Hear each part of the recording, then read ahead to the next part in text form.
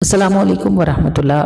ہم مسجد عثمانیہ پر ہیں اور یہ میلاد ہے کوثر امین کی طرف۔ کوثر امین الحمدللہ درود پاک کی محافل میں دعا کرواتی ہیں اور کافی بڑا میلاد ہوتا ہے جو یہ کنڈکٹ کرواتی ہیں۔ بہت سا رش ہوتا ہے اور ڈھیروں خواتین ان کی محفل میں بھی موجود ہوتی ہیں۔ اللہ کی طرف سے جس کو جس نعمت کے قابل سمجھا جائے اور اللہ جس کو جو نعمت نصیب فرمائے۔ بس آپ دیکھ رہے ہیں چائے ہو چکی ہے اور یہ چھت پر اس دفعہ ارینج ہے کیونکہ میں نے آپ کو بتایا کہ ان کی طرف بھی ماشاءاللہ بہت رش ہوتا ہے، بہت زیادہ لوگ ہوتے ہیں۔ تو بس ابھی ہم چھت پر پہنچتے ہیں، اس محفل کو سٹارٹ کرتے ہیں اور آپ کو پہلے سے بتا رہی ہوں کہ محفل سکپ کر کے سننے والی نہیں ہے۔ اس کے بیانات اور اس کے کلام بہت ہی شاندار ہیں اور ماشاءاللہ بڑے بہت خوبصورت گئے ہیں۔ اگر آپ پوری محفل سنیں گے تو ایک شاندار قسم کا موڈ بنے گا آپ کا اس محفل کو سن کے۔ ضرور سنیے گا اور ہمیں آپ کے کمنٹس کا انتظار رہتا ہے۔ شیطان الرجیم، بسم اللہ الرحمن الرحیم۔ آپ نے اگر موبائل آپ کے پاس ہیں اور ان کے والیوم اگر کھلے ہوئے ہیں تو برائے مدینہ بند کر لیں۔ دوران محفل آپ کے موبائل بجنے کی آواز نہیں ہونی چاہیے۔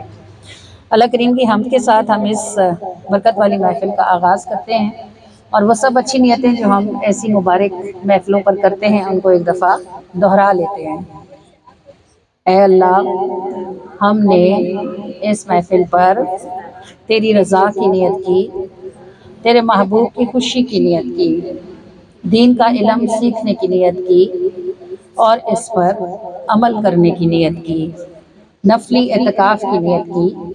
ان سب اچھی نیتوں کو ہم سے قبول فرما۔ یہ جو ٹھہرا تو کرم کے کیا ٹھکانے، تو کریم ہی جو ٹھہرا تو کرم کے کیا ٹھکانے، تو نوازنے پہ آئے تو نواز دے زمانے۔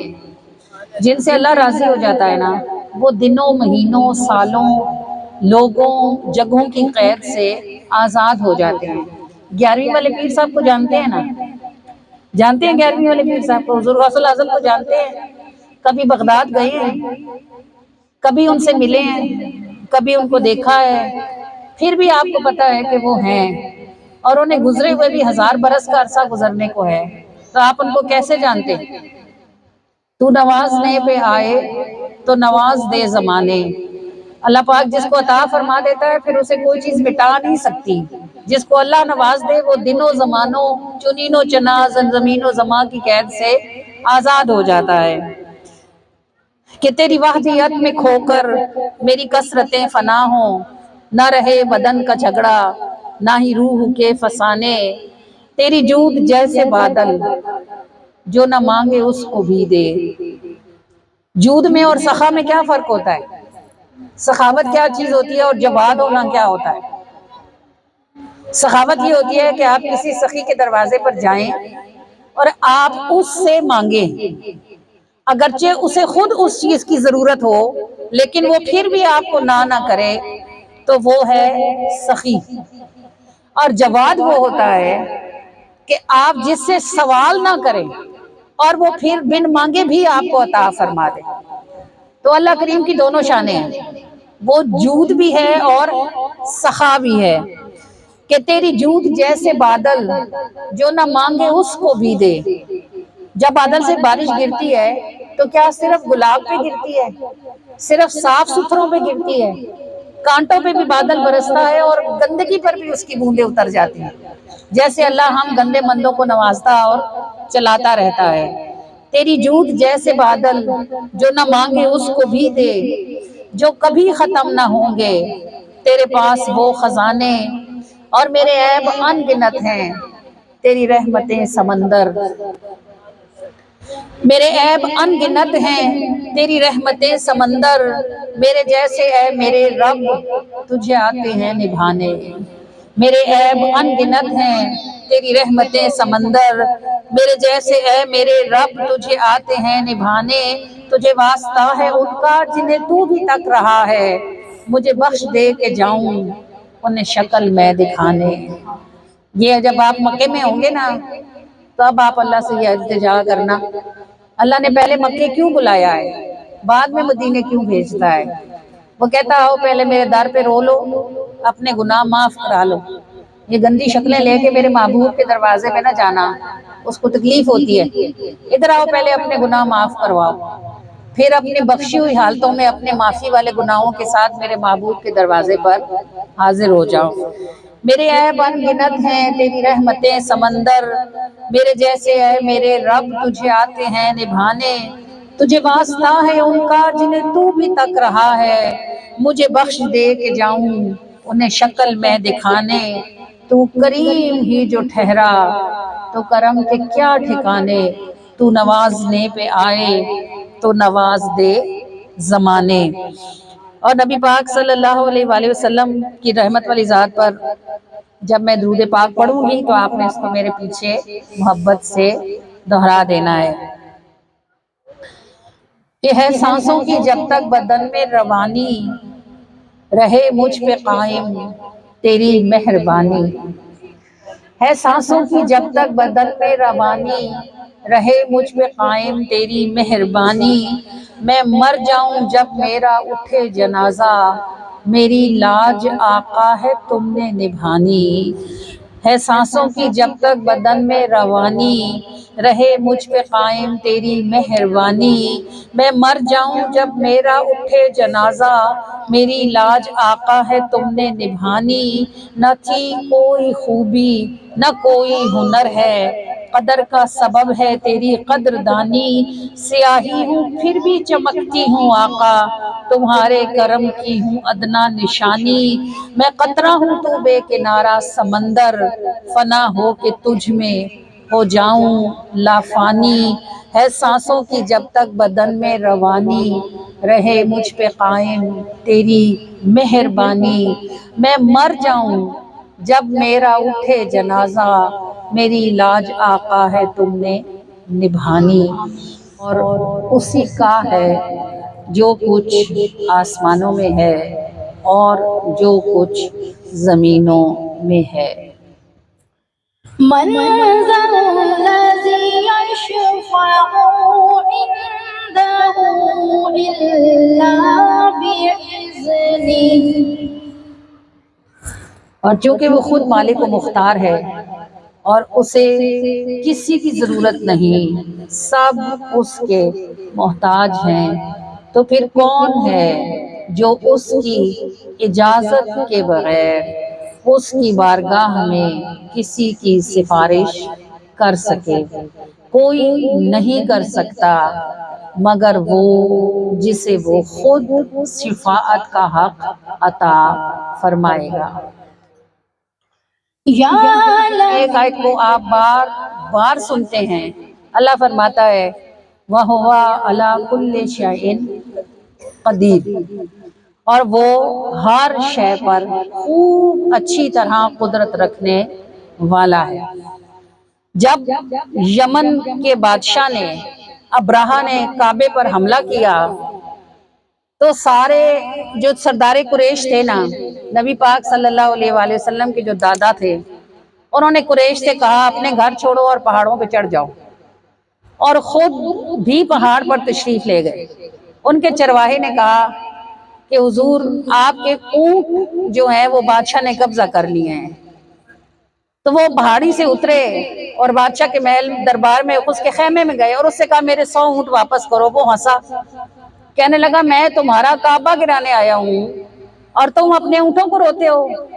انہوں نے فرمایا اونٹ میرے ہیں، میری ذمہ داری ہے، کعبہ جس کا ہے اس کی ذمہ داری، خود سنبھالے گا۔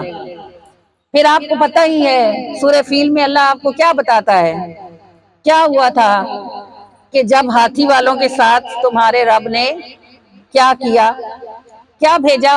چھوٹے چھوٹے پرندے، ابابیل بالکل اتنا سا ہوتا ہے، چھوٹا سا اتنا سا پرندہ ہے، بڑے بھی تو ہوتے ہیں نا، کبوتر ہوتا ہے، عقاب ہوتا ہے، گدھ ہوتا ہے، اتنے بڑے بڑے پرندے ہوتے ہیں، اللہ نے اتنا سا پرندہ، اس پرندے کو بھی کوئی بندوق کی گولی نہیں دے کے بھیجی، بس کنکر تھے، چھوٹے چھوٹے کنکر، مسومت نشان زدہ کنکر، ہر کنکر کے اوپر اس بندے کا نام تھا جس کو وہ کنکر لگنا تھا۔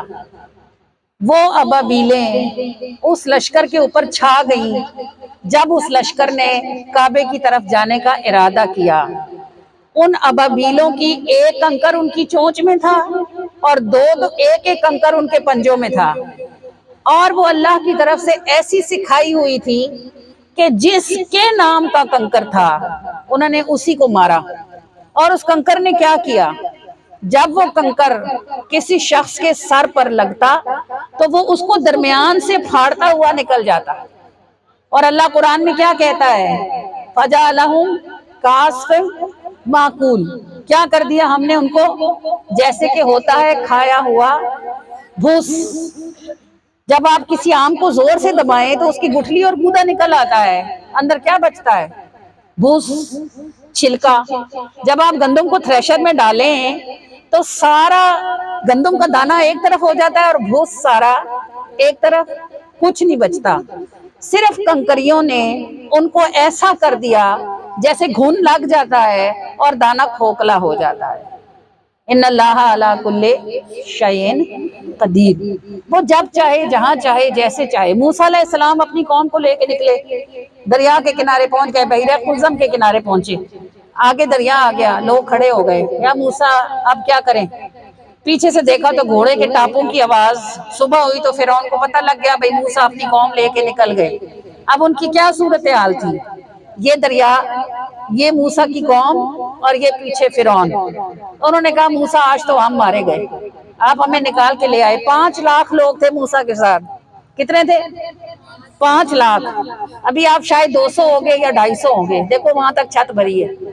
5 لاکھ بندہ تھا موسیٰ کے ساتھ. موسیٰ علیہ السلام نے کہا مجھے اپنے رب پہ پورا بھروسہ ہے، وہ مجھے نہیں چھوڑنے والا، ان قریب مجھے راہ دکھائے گا. جب انہوں نے کہا اللہ مجھے نہیں چھوڑنے والا، اللہ نے کہا موسیٰ اپنا عصا اس پتھر پر مارو جو دریا میں ہے. موسیٰ نے لاٹھی ماری تو کیا ہوا؟ رستہ فانفجرت، پھٹ گیا. ادھر بھی پانی ہو گیا، ادھر بھی پانی ہو گیا، اور درمیان میں سے سڑک نکل آئی. بہت صاف سیدھا رستہ، پانی جمع ہو رہا ہے، وہ موج بن رہی ہے، ادھر بھی جمع ہو رہا ہے، پہاڑ بن گئے پانی کے. جیسے سڑک پہ ٹریفک بلاک ہوتی ہے نا، ادھر بھی ڈھیر لگ جاتے ہیں، ادھر بھی.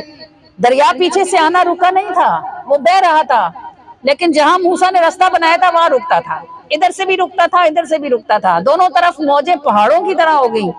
بیچ میں سے موسیٰ کی پوری قوم، اور ایک رستہ نہیں بنا تھا، 12 رستے بنے تھے وہاں، کیونکہ موسیٰ علیہ السلام کے ساتھ 12 قبیلے نکلے تھے. وہ 12 کے 12 اس رستے سے نکل گئے. اب فرعون نہیں جاتا تھا، فرعون کو پتا تھا یہ معجزہ ہے، میں تو مارا جاؤں گا. موسیٰ نبی ہے، وہ یہ جانتا تھا، صرف اپنی بادشاہی کے خوف سے مانتا نہیں تھا. اللہ نے کیا کیا؟ جبرائیل امین کو گھوڑی پہ بٹھا کے بھیجا. اب گھوڑا جو فرعون کا تھا وہ جبرائیل کی گھوڑی کے پیچھے لگا.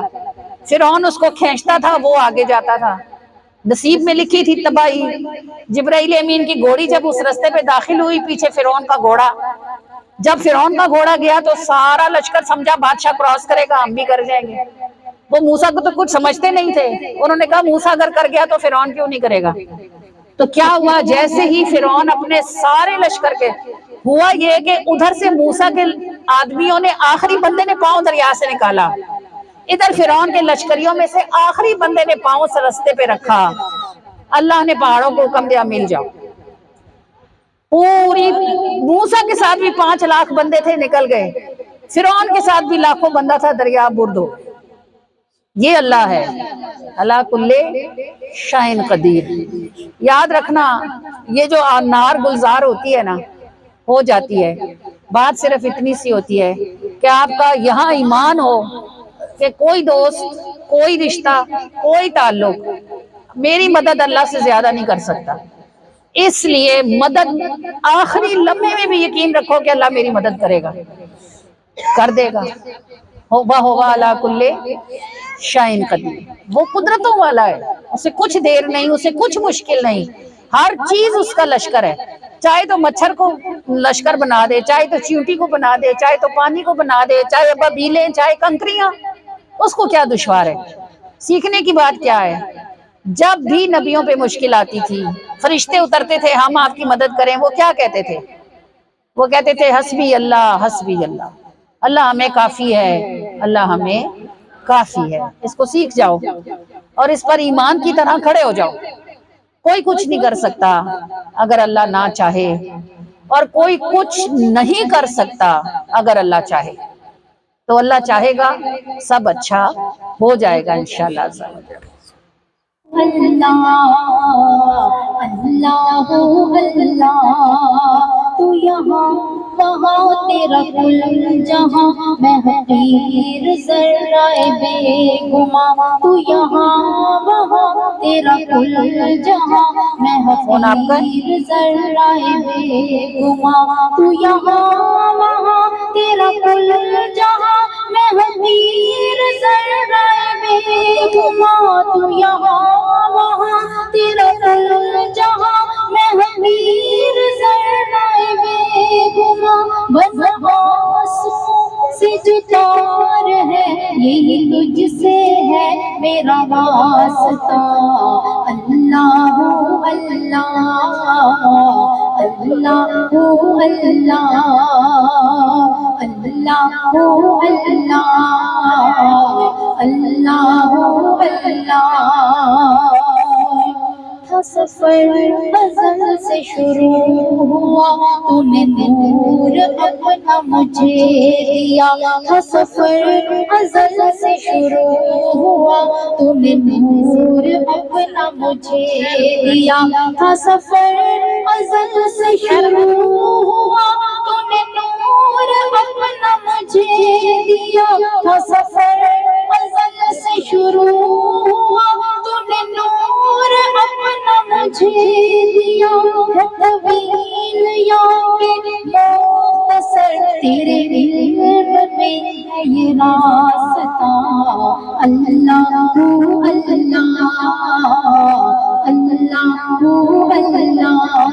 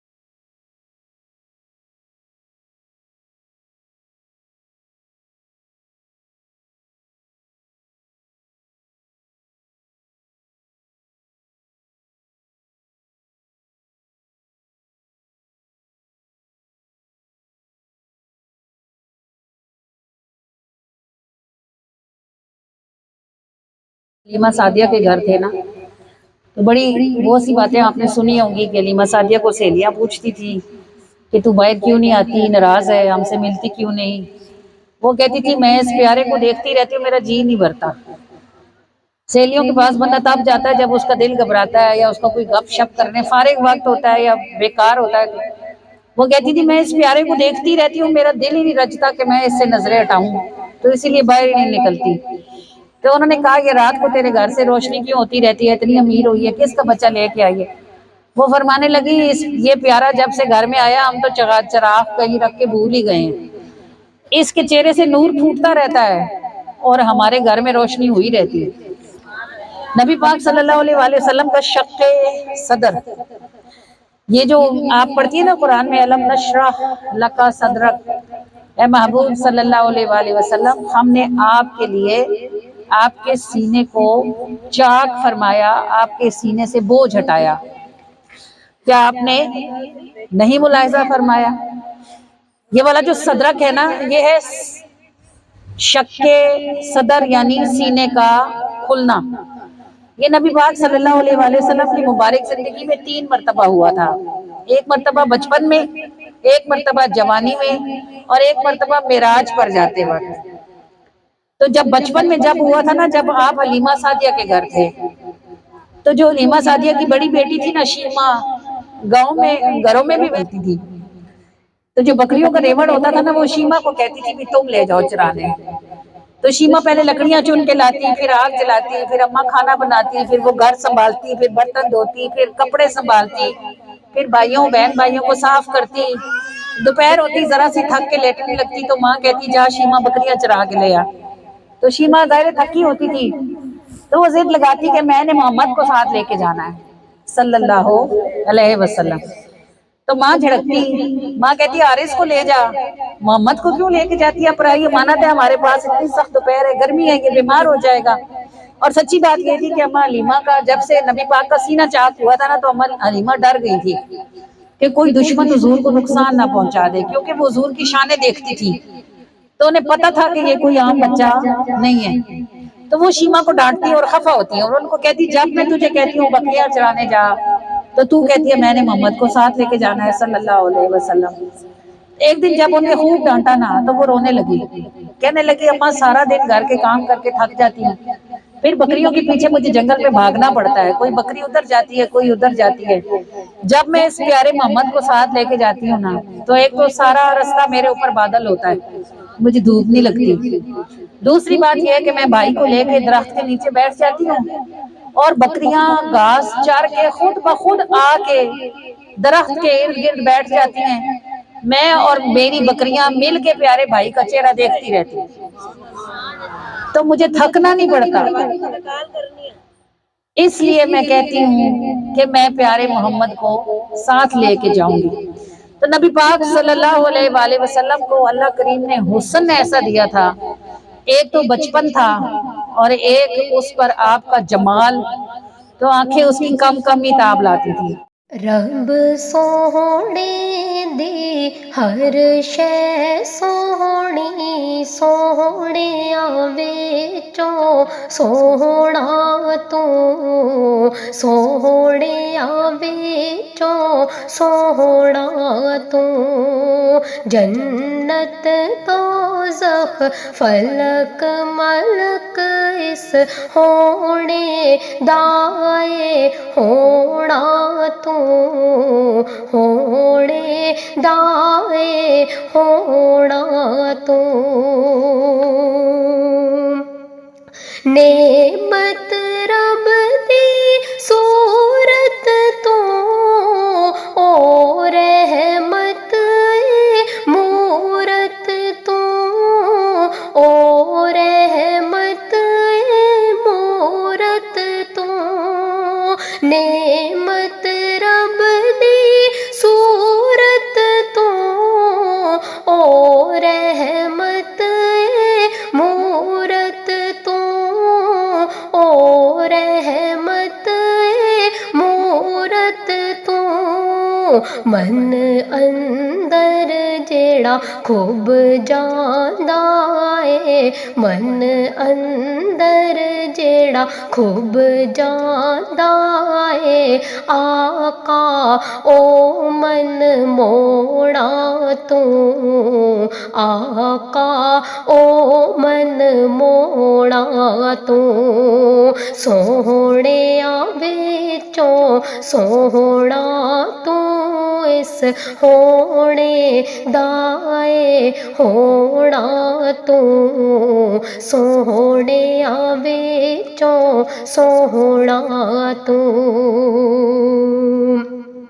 تیرے جیا نا کدھرے ہور، اتر دکھن تے پچھم پور، اتر دکھن تے پچھم پور. تیرے جیا نا کدھرے ہور، اتر دکھن تے پچھم پور، اتر دکھن تے پچھم پور. ہور سارے رخ تے طرفاں تیریاں سارے رخ تے طرفاں تیریاں رج میٹھا بھی سلونا تو رج میٹھا بھی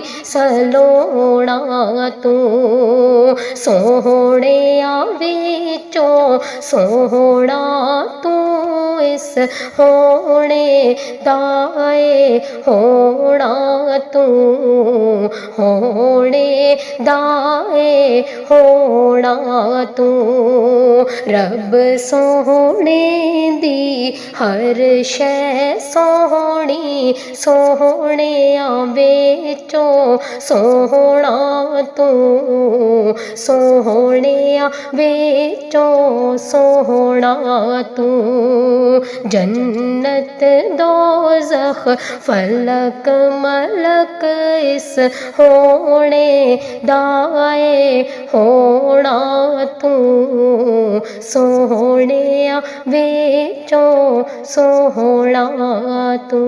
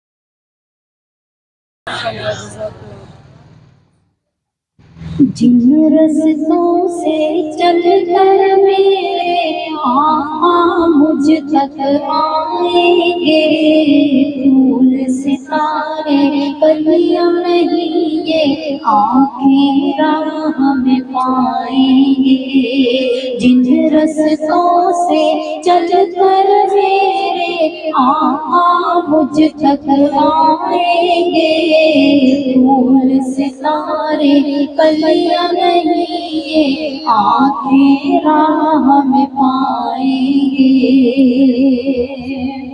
हर रात की सुबह होती है कुदरत का कानून अटल।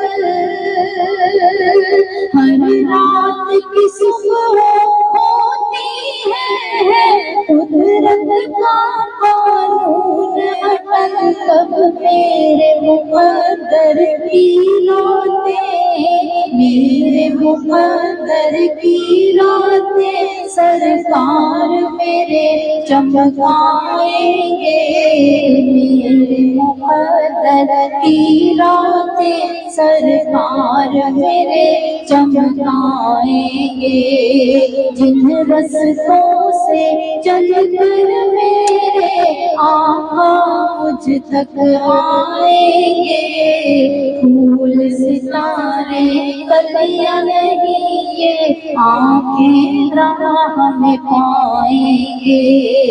सल्लल्लाहु अला नबीना सल्लल्लाहु अला मुहम्मद सल्लल्लाहु अला शफीना सल्लल्लाहु अला मुहम्मद सल्लल्लाहु अला करीमेना सल्लल्लाहु अला मुहम्मद सल्लल्लाहु अला रहीमेना सल्लल्लाहु अला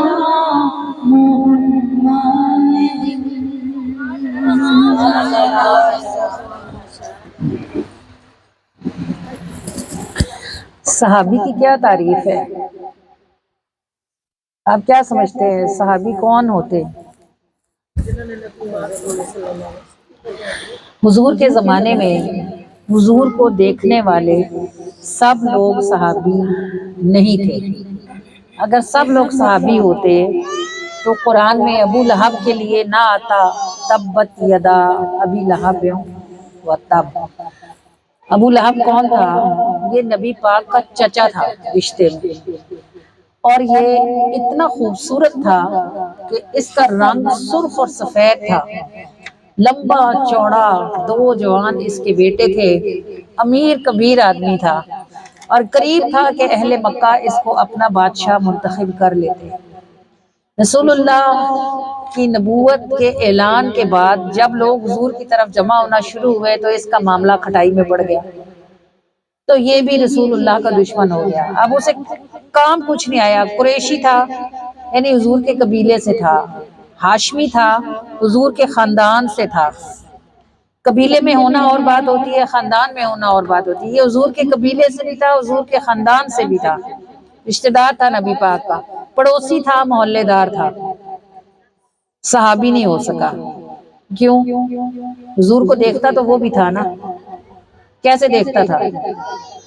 नफरत की निगाह से, गुस्से से देखता था। सहाबी कौन है? हर वो शख्स जिसने ईमान के साथ अल्लाह के रसूल को मोहब्बत की निगाह से देखा, वो सहाबी हुआ। वो बिलाल हबशी थे, ना कोई बाप का नाम पता है, दादे का किसी को नाम पता नहीं, पिछली नस्ल का ही नहीं पता। अरबों में नस्ल बड़ी चीज होती है, इनके घोड़ों के भी शजरे होते हैं, ये नस्ल को इतना मानते थे। तो उनमें बिलाल ऐसे थे जिनके सिर्फ बाप का नाम पता है, दादे का नाम भी किसी को नहीं पता, और बिलाल मुअज्जिन रसूल हो गए।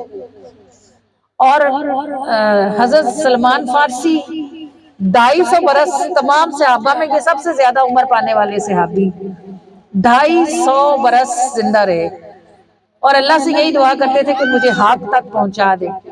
जिस आखिरी पादरी के पास ये थे, उसने इनको बताया कि खजूरों वाली जमीन की तरफ चले जाओ, हक वहां जाहिर होगा, वो अल्लाह के रसूल होंगे। 2 निशानियां बताई। एक तो ये बताया कि वो हदिया कबूल करेंगे, सदका नहीं खाएंगे। दूसरा ये बताया कि उनकी पीठ पर दोनों कंधों के दरमियान कबूतर के अंडे जितनी मोहरे नबूवत होगी। अब सलमान फारसी अपने, इनका जो बाप था ना सलमान फारसी का, आप ये समझें जैसे जामा मस्जिद का एडमिनिस्ट्रेटर था, इतना बड़ा रुतबा था उसका।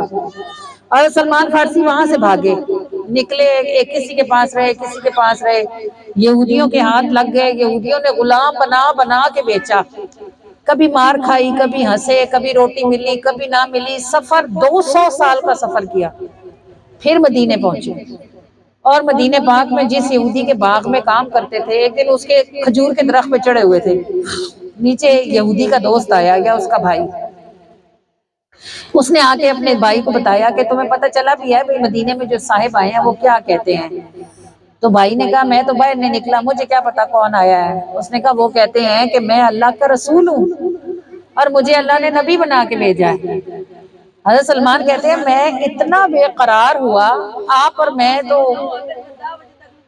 استغفر اللہ، ان کو اٹھا دیں یہاں سے، کیا مسئلہ ہے؟ خدا کی بندی یہ ریکارڈنگ ہو رہی ہے، بیچ میں 10 دفعہ آپ کی کالیں، اٹھ کے پیچھے ہو جائے نا جی۔ حضرت سلمان فارسی کہتے ہیں میں اتنا بے قرار ہوا، 200 برس جس بندے نے کسی نعمت کا انتظار کیا ہو، ہم تو 10 دن نہیں کرتے، 200 گھنٹے نہیں کر سکتے، مر جاتے ہیں۔ 200 سال انہوں نے سفر کیا، اور 200 سالوں کے بعد جب ان کے کانوں نے سنا کہ جو مدینے میں صاحب آئے ہیں وہ خود کو نبی کہتے ہیں، وہ کہتے ہیں میں نے درخت سے چھلانگ لگا دی، میں نیچے گرا اور اٹھ کے بھاگا، اور میں اس اپنے یہودی مالک کے جو دوست تھا یا بھائی تھا اس کے پاس گیا، میں نے اس کو جا کے کہا تم کیا کہتے ہو، کون آیا ہے مدینے میں؟ وہ جو میرا مالک تھا اس نے مجھے منہ پہ رکھ کے چانٹا مارا، اس نے کہا چل اپنا کام کر، تجھے اس سے کیا کون آیا اور کون گیا، غلام ہے، جا اپنا کام کر، غلامی کر۔ کہتے میں اس وقت تو ہٹ گیا، لیکن میرے دل کو آگ لگی پڑی تھی کہ میرے کانوں نے آج کیا سن لیا ہے۔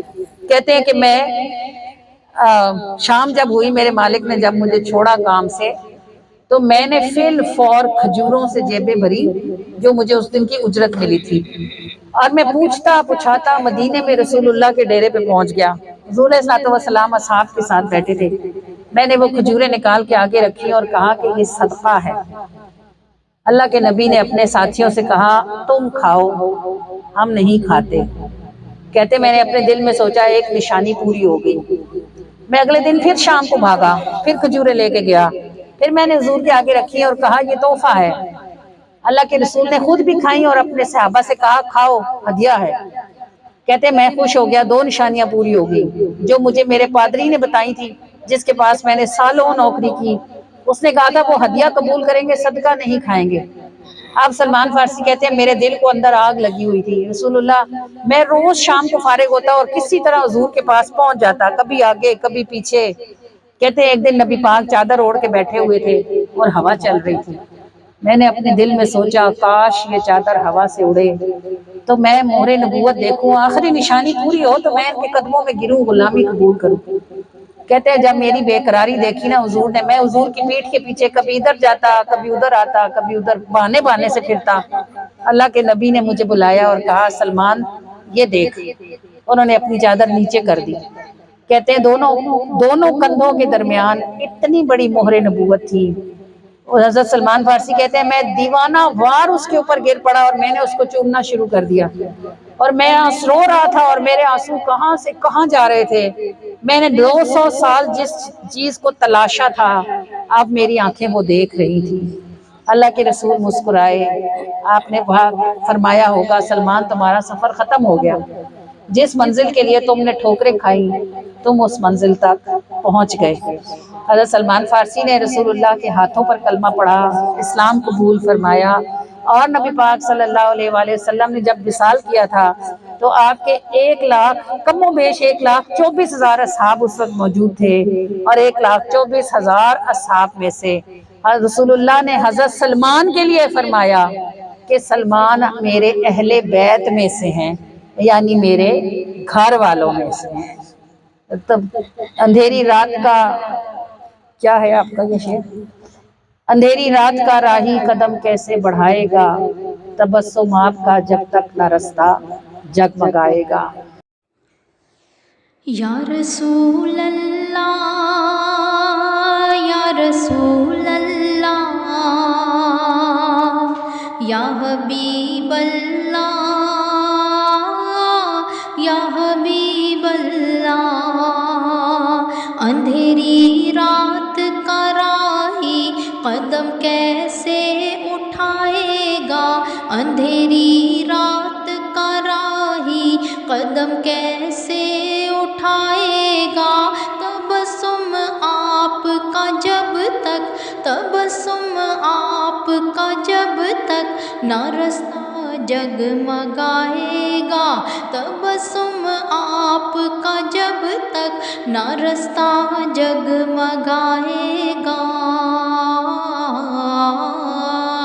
बहुत दूरी बड़े ही फासले हैं या रसूल अल्लाह, बहुत दूरी बड़े ही फासले हैं या रसूल अल्लाह।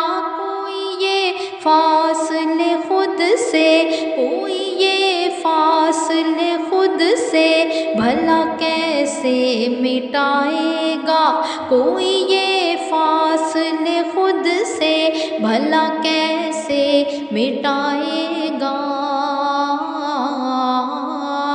तबस्सुम आपका जब तक ना रास्ता जगमगाएगा, तबस्सुम आपका जब तक ना रास्ता जगमगाएगा। कोई ये फासले खुद से, कोई ये फासले खुद से भला कैसे मिटाएगा, कोई ये फासले खुद से भला कैसे मिटाएगा। कोई सूरज कभी पैगाम ये भी लेके निकलेगा, कोई सूरज कभी पैगाम ये भी लेके निकलेगा। मुझे आका ने भेजा है, मुझे आका ने भेजा है, कोई आकर बताएगा, मुझे आका ने भेजा है, कोई आकर बताएगा। तुझे वो पूछते थे अपनी महफिल में सरे मिंबर, तुझे वो पूछते थे अपनी महफिल में सरे मिंबर। खुदाया क्या मेरे जीवन, खुदाया क्या मेरे जीवन में वो लम्हा भी आएगा, खुदाया क्या मेरे जीवन में वो लम्हा भी आएगा।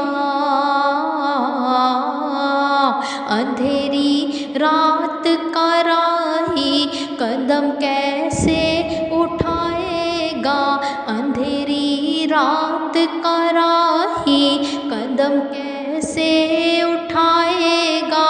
तबस्सुम आपका जब तक, तबस्सुम आपका जब तक ना रास्ता जगमगाएगा। या रसूल अल्लाह, या रसूल अल्लाह, या हबीब अल्लाह, या हबीब अल्लाह। मेरे अपने घर में मरकज़ी महफिल थी अल्हम्दुलिल्लाह, और जितने आप यहाँ बैठे हो, आप मेरे अंदाज़े में आप 200 से 250 के दरमियान, 150 से 200 के दरमियान आप होंगे। और हमारे पास कल जो पब्लिक थी वो 600 से 800 के दरमियान थी अल्हम्दुलिल्लाह। सुम्मा अल्हम्दुलिल्लाह। अल्लाह करीम हुज़ूर के मेहमानों को अल्लाह बरकत दे और हमारे सर आँखों पर आए। हम अपनी मोहब्बत का इजहार फ़र्दन फ़र्दन नहीं कर सकते, लेकिन हमारे दिलों का हाल अल्लाह जानता है। हमारे लिए हुज़ूर की महफिल में आने वाला बंदा कुर्सी पे बैठा हो, स्टेज पे बैठा हो या नीचे बैठा हो, हमें एक ही तरह का मुकर्रम होता है। मेरा स्टाफ मुझे कहने लगा कि मैडम गिलास स्टील के रखिएगा, क्योंकि बच्चे छोटे होते हैं और हर दफ़ा गिलास खूब टूटते हैं। भैया आप कांच के गिलास। मैंने अपने दिल में सोचा कि जब हमारे घर मेहमान आते हैं तो हम कभी उन्हें स्टील के गिलासों में पानी नहीं देते, हम हमेशा उन्हें कांच का गिलास पेश करते हैं। तब हुजूर के मेहमान आए तो उनको इसलिए स्टील के गिलास में पानी दें कि वो तोड़ देंगे। कितने तोड़ेंगे? 1 दर्जन टूटेंगे, 2 दर्जन टूटेंगे। نبی کے مہمان ہیں، اس لیے پانی کانچ کے گلاسوں میں پلایا جائے گا۔ یہ ایک بہت چھوٹی سی بات ہے، لیکن بات یہ ہے کہ یہ باتیں دل میں رکھنے کی ہوتی ہیں، بتانے کی نہیں ہوتی۔ ہماری مجبوری یہ ہوتی ہے کہ ہم 800 بندوں کو اگر ملنے لگیں تو پھر ہم محفل نہیں کر سکتے۔ ظاہر ہے ہر ایک کی سلام دعا حال چال میں ہی 2 گھنٹے گزر جانے ہیں۔ اس لیے باوجود اس کے کہ ہم لوگوں کو جانتے ہیں، ہمیں پتہ ہوتا ہے، ہمارے عمروں کے ساتھی ہیں، ہم بوڑھے ہم اکٹھے ہو رہے ہیں، مگر ہم کسی کے پاس کھڑے ہو کے مل نہیں سکتے اس کو، کیونکہ ہمیں پتہ ہوتا ہے کہ اگر ایک کو ملے تو ساتھ دوسرا گلہ کرے گا کہ فلاں کو مل گئی اور مجھے نہیں ملی۔ اب کل جب محفل ختم ہوئی رات کو تقریباً 12:30 کے قریب ہم جب کھانا کھانے بیٹھے تو اس میں املی کی چٹنی بنی ہوئی تھی اور مجھے املی سے الرجی ہے۔ اس وقت مجھے بالکل دھیان نہیں رہا اور میں نے وہ چٹنی رات میں کھا تو لی، لیکن اس کے بعد آج کا پورا دن ہو گیا کہ ٹیمپریچر، کھانسی اور گلا خراب، بستر سے اٹھنے والا حال بھی نہیں تھا، لیکن ہمیں پتا تھا کہ ہم نے کوثر کو ٹائم دیا ہوا ہے اور ہم مریں گے یا جیئیں گے، ہم نے سٹیج پہ پہنچنا ہے۔ جیسا گلا، یہ میرا ناک اور حلق جو ہے نا یہ سویل کر جاتا ہے، سوج جاتا ہے، اور اس کی وجہ سے مجھے مسلسل تکلیف یہ گلے میں رہتی ہے اور میرے لیے بات کرنا یعنی بوجھ ہوتا ہے، مشکل ہوتا ہے۔ لیکن مجھے پتا ہے کہ ہم نے ٹائم دیا ہے، چاکری حضور کی ہے، منہ بے شک کوثر کا آگے ہے، محفل میرے نبی کریم کی ہے۔ ابھی میں اپنے گلے کو رو رہی تھی، ہم آئے ہیں نیچے، چائے میں انہوں نے جو ریفریشمنٹ رکھی ہوئی تھی اس میں غالباً کوئی کباب تھے اور ان کے اندر اناردانہ تھا۔ فرا کو اناردانے سے الرجی ہے اور آپ دیکھ رہے ہیں کہ یہ مسلسل کھانس رہی ہیں، 3 دن ان کے کہیں نہیں گئے کہ ان کو یہ مشکل رہے گی۔ وہ جو اتنا سا پیس انہوں نے کھا لیا ہے اب وہ ان کو بتائے گا کہ آپ نے مجھے کھایا ہے۔ اساور آج سے 4 دن پہلے بائک پہ جا رہی تھی، ان کا گاؤن بائک میں پھنس گیا اور یہ بہت زور سے بائک سے گری۔ یہ وہ باتیں ہیں کہ اگر ہم میں سے کسی کے ساتھ نارمل پیش آئے نا تو ہم ہفتوں بستر سے نہیں اٹھتے، ہم اٹھ نہیں سکتے، کیونکہ اتنی تکلیف ہوتی ہے کہ ہم سے وہ برداشت ہی نہیں ہو رہی ہوتی۔ لیکن اب چونکہ ڈیوٹیاں چل رہی ہیں اور محفلیں ہیں سرکار کی، تو یہ ہمت حضور ہی دیتے۔ یہ ہو ہی نہیں سکتا کہ آپ کو 101 ٹیمپریچر ہو اور آپ گھر سے نکل کے آئیں اور آپ سٹیج پہ بیٹھے ہوں۔ یہ ہو ہی نہیں سکتا کہ آپ بائک سے گریں، آپ کی کمر کو چوٹ لگے اور پھر آپ 2 گھنٹے جو ہے وہ کرسی پہ بیٹھے رہیں، سوال ہی نہیں پیدا ہوتا۔ اور یہ ہو ہی نہیں سکتا آپ فرا استمیٹک ہیں، یہ ہو ہی نہیں سکتا کہ کوئی بندہ استمیٹک ہو، الرجی کو، پھر وہ الرجی کی کوئی چیز کھا لے، پھر وہ نعت بھی پڑھ لے، سوال ہی پیدا نہیں ہوتا، ایسا نہیں ہوتا۔ لیکن جن کا غلام ہوتا ہے نا، جن کا چاکر ہوتا ہے، وہ سنبھالتے ہیں، نبھاتے ہیں اور وہی چلاتے ہیں۔ جس پل آپ نے دیکھا مجھ کو جاگ اٹھی میری قسمت سوتی، جس پل آپ نے دیکھا مجھ کو جاگ تو آپ نے بڑھوایا ہے خود سے قیمتی کیسے ہوتی، ذکر گلاب نصیب نہ ہوتا، ذکر گلاب نصیب نہ ہوتا، جانے کیا کانٹے بوتی، ذکر گلاب نصیب نہ ہوتا، ذکر گلاب نصیب نہ ہوتا، جانے کیا کانٹے بوتی، ذکر گلاب نصیب نہ ہوتا، جانے کیا کانٹے بوتی، ذکر گلاب نصیب نہ ہوتا، جانے کیا کانٹے بوتی، رحمت سے کر ڈھانپ نہ لیتے، رحمت سے کر ڈھانپ نہ لیتے، اتنے داغ میں کیسے دھوتی،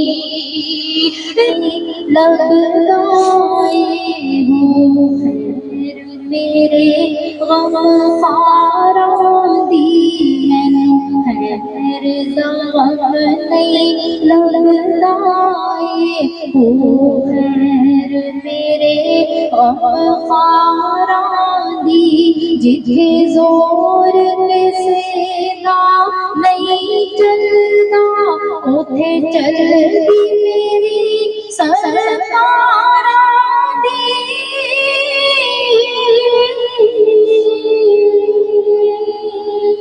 صلی اللہ صلی اللہ صلی اللہ محمد صلی اللہ صلی اللہ صلی اللہ محمد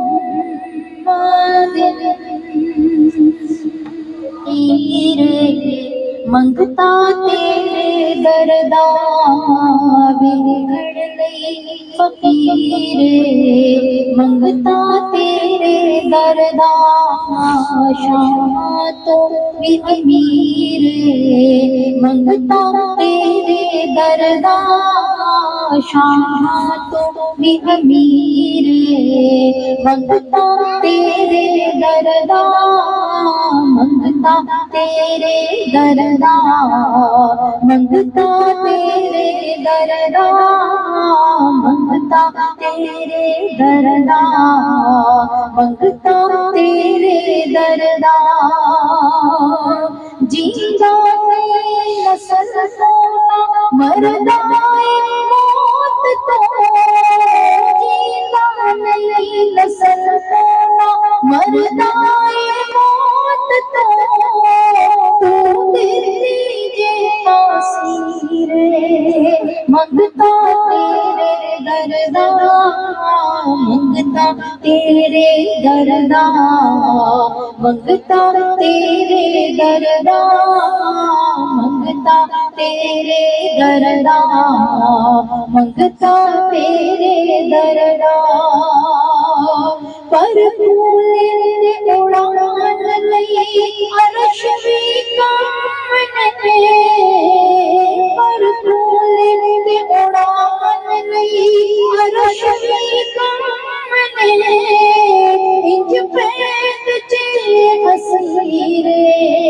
منگتا تیرے دردا منگتا تیرے دردا منگتا تیرے دردا منگتا تیرے دردا منگتا تیرے دردا ہر رنگ چیز ہو